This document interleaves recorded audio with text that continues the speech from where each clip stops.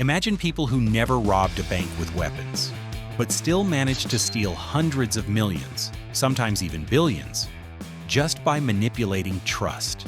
No violence, no hacking, only psychology, identity, and pure deception. Here are 5 of the most intelligent fraudsters in history who didn't break systems. They learned how to live inside them. 5. Ferdinand Demara. Unlike others, he wasn't driven by money. He was driven by identity itself. He studied professions rapidly and learned how to behave like experts. He entered institutions under stolen or false identities, then fully committed to the role. He didn't fake credentials at surface level. He embodied the position. His most dangerous phase was during military service. He became a surgical officer without formal medical training. He relied entirely on medical textbooks and real-time decision-making. Over 10 surgeries performed. 0 confirmed patient fatalities. At least 15 documented identities. Eventually, journalists uncovered his identity chain. Unlike others, he did not face extreme punishment. He faded out of public life quietly. He lived a quiet life afterward, working normal jobs under his real identity. Unlike the others, he never pursued wealth or fame after exposure. Today, he is studied more as a psychological anomaly than a criminal mastermind. 4. Victor Lustig. He built his career on understanding one thing: people trust authority more than logic. He studied government procedures and official communication styles. Then he created fake government documents claiming that the Eiffel Tower was being dismantled. He didn't sell a structure, he sold a believable story. He selected wealthy scrap metal dealers and invited them to private negotiations in luxury hotels. Everything was controlled: secrecy, urgency, authority. Around $70,000 per scam, 1920s value, equivalent today $1 to $1.5 million. Successfully executed multiple times. He even repeated the Eiffel Tower scam twice. Victims rarely reported him due to embarrassment, but eventually his broader fraud network was exposed. He was arrested in the United States. He died in prison in 1947. Today, he is remembered as one of the most legendary con artists in history, often studied in psychology and fraud analysis. His Eiffel Tower scam is still referenced as a classic case of authority manipulation. 3. Anna Delvey. She entered New York with no real financial backing, but she understood something powerful. In elite environments, perception is currency. She constructed a fictional identity, a wealthy European heiress. She didn't prove wealth, she performed it. Luxury hotels, high-end restaurants, private events, all became stages. Her method was always delay. The transfer is coming soon. And because she looked the part, people waited. Around $200,000 to $275,000 in confirmed fraud. Attempted $22 million bank loan. Thousands spent per night in luxury hotels. Multiple unpaid travel and service bills. Her influence came from social belief, not financial power. Eventually, financial institutions and close contacts began verifying her claims. The illusion collapsed. She was arrested in 2019. After prison, she became a media figure.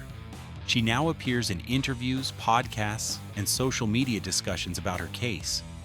Her story was adapted into a Netflix series, turning her into a controversial public personality rather than disappearing from attention. 2. Bernie Madoff. He started as a legitimate Wall Street figure. He built trust slowly, not through hype, but through consistency. He became chairman of NASDAQ. At that point, his reputation was more valuable than money itself. He introduced a system that looked like low-risk investing. Clients were promised steady returns of around 10 to 12% annually. The key was stability. No extreme gains, just constant growth. But behind the scenes, there were no real investments. Money from new clients was used to pay earlier clients. And because returns were consistent, Nobody questioned the system. Approximately $64.8 billion paper value. Around $17 to $20 billion real investor losses. Over 37,000 victims. Operated for 20 to 30 years. It became the largest financial fraud in history. In 2008, global financial pressure triggered mass withdrawal requests. Around $7 billion was demanded at once. There was no liquidity. The system collapsed within days. He was sentenced to 150 years in prison, and his own family reported him. Bernie Madoff died in prison in 2021. His name is now used as a global example of financial deception and regulatory failure. His scheme reshaped how banks and regulators monitor investments worldwide. 1. Frank Abagnale. He grew up in a normal American family, but everything changed after his parents' divorce.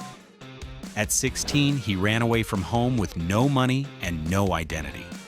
That moment created a survival mindset. If you cannot own a system, you imitate it. He started with simple check fraud, learning how banking verification worked. But instead of forcing money out of systems, he studied them. He realized something critical. If you look like you belong, people stop asking questions. That's when he escalated. He became a fake pilot, then a fake doctor, then a fake lawyer. Each identity was not just a disguise, it was access. He used airline pilot privileges to travel across continents for free, exploiting trust-based boarding systems. At his peak, he was moving through multiple countries simultaneously under different identities. Over $2.5 million in fraudulent checks, 1970s value. Equivalent today, $15 to $20 million. Over 1,000 free flights. Operations in 26-plus countries. He didn't steal like a criminal. He operated like a system glitch. Eventually, international coordination caught up with him. He was arrested in France, extradited, and faced multiple sentences. After serving part of his sentence, he was released early. Today, he works with the FBI as a fraud consultant. He designs systems to prevent the exact scams he once created. He went from exploiting systems to protecting them. These stories don't feel like crime stories. They feel like system studies, because none of them relied on force. They relied on one thing: human trust. And the most unsettling truth is this: the same psychological weaknesses they exploited still exist today. Which one of these stories feels the most unbelievable? Let me know in the comments. If you enjoyed this video, like, subscribe, and comment.